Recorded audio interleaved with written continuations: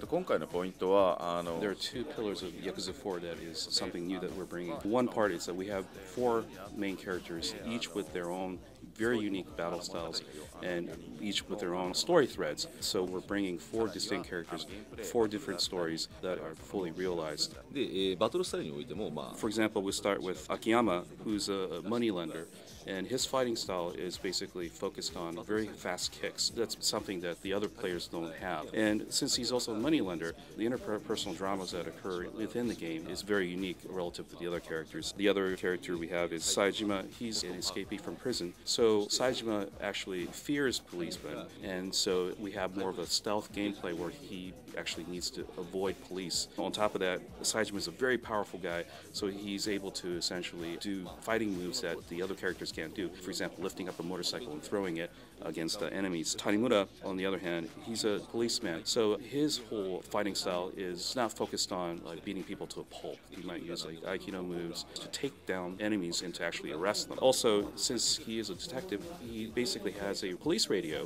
which essentially broadcasts dispatch.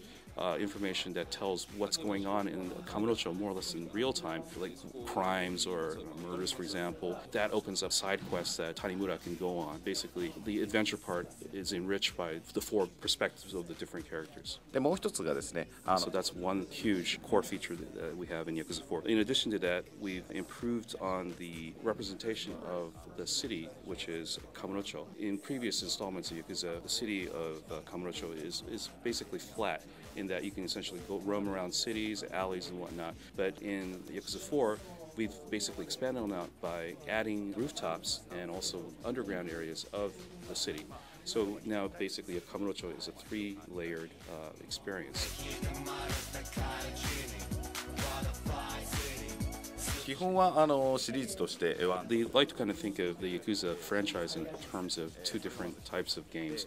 One would be the main franchise, the numbered series, which is the main part of the franchise. On top of that, we have the other games, which is the samurai-based one, and now the newly announced zombie style. They want to try to basically develop different types of styles of game based on the Yakuza world, and that's the way to sort of branch out and try different sorts of gameplay.